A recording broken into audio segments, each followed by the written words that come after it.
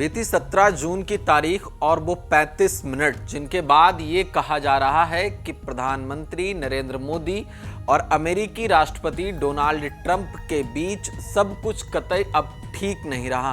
America और भारत के बीच बहुत कुछ बदल गया। दरअसल 17 जून को प्रधानमंत्री नरेंद्र मोदी की अमेरिकी राष्ट्रपति डोनाल्ड ट्रंप से आखिरी बार फोन पर बातचीत होती है और इस बातचीत के दौरान कुछ ऐसा होता है जिसके बाद डोनाल्ड ट्रंप बेहद नाराज हो जाते हैं, भड़क जाते हैं और वो भारत पर ट्रेड टैक्स यानी टैरिफ की बौछार कर देते हैं और ये टैरिफ 25 से 50% तक बढ़ा दिया जाता है। ऐसा भी इस बातचीत में क्या हुआ था, ये सोचने वाली बात है। क्या डोनाल्ड ट्रंप को भारत का अपने मौलिक सिद्धांतों से समझौता ना करना ज्यादा बुरा लगा होगा? आखिर पीएम मोदी ने डोनाल्ड ट्रंप से क्या कह दिया होगा जो वो इतने भड़क गए? आइए जानते हैं। डोनाल्ड ट्रंप की तरफ से ट्रेड टैरिफ 50% बढ़ाए जाने की वजह से भारत और अमेरिका के बीच बीते कुछ दिनों से संबंध काफी तनावपूर्ण बने हुए हैं।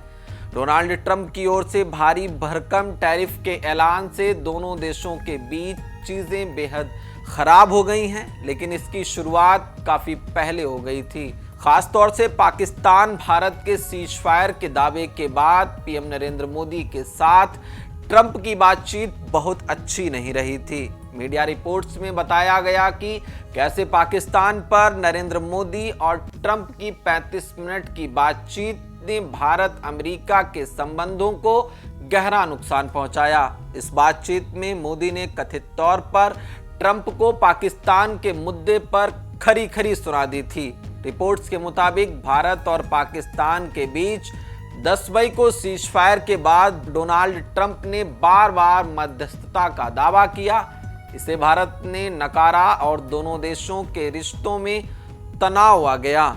इस पूरे घटनाक्रम में एक दिलचस्प मोड़ 17 जून को आया जब प्रधानमंत्री नरेंद्र मोदी ने ट्रंप से 35 मिनट तक फोन पर बातचीत की।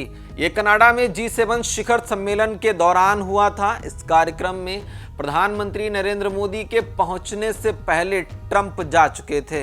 ऐसे में दोनों नेताओं की फोन पर ही बात हो चुकी। कई मीडिया रिपोर्ट्स में दावा किया गया है कि ट्रंप के साथ फोन कॉल के दौरान प्रधानमंत्री नरेंद्र मोदी ने स्पष्ट कहा कि पाकिस्तान के साथ सीजफायर में कोई तीसरा पक्ष यानी अमेरिका नहीं है। पाकिस्तान से अनुरोध के बाद दोनों देशों में सीजफायर पर चर्चा हुई और इस पर सहमति बनी।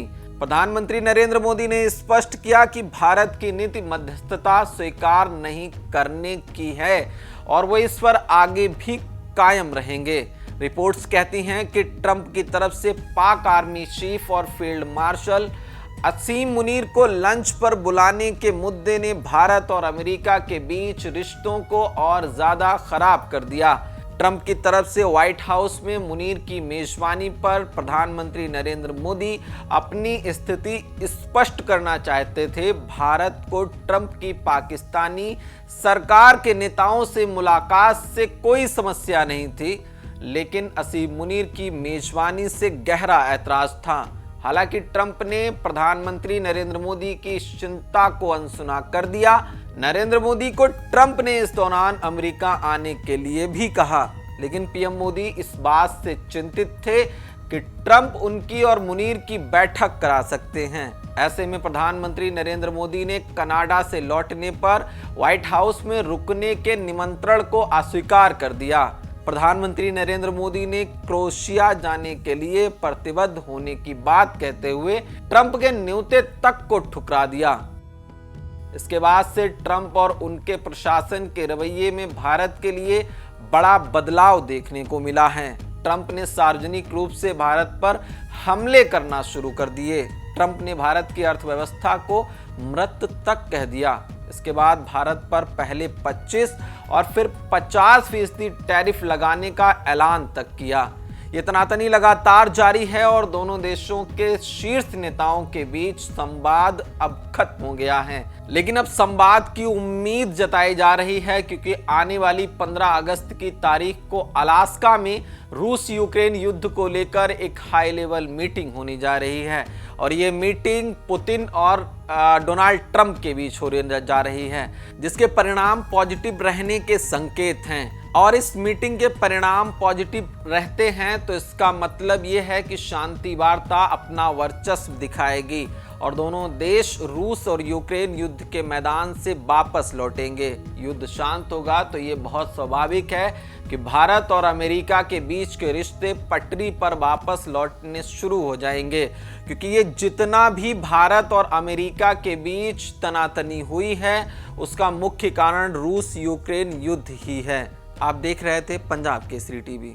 हमसे जुड़े रहने के लिए हमारे YouTube चैनल को सब्सक्राइब करें और नई वीडियो की नोटिफिकेशन के लिए बेल आइकॉन को दबाएं।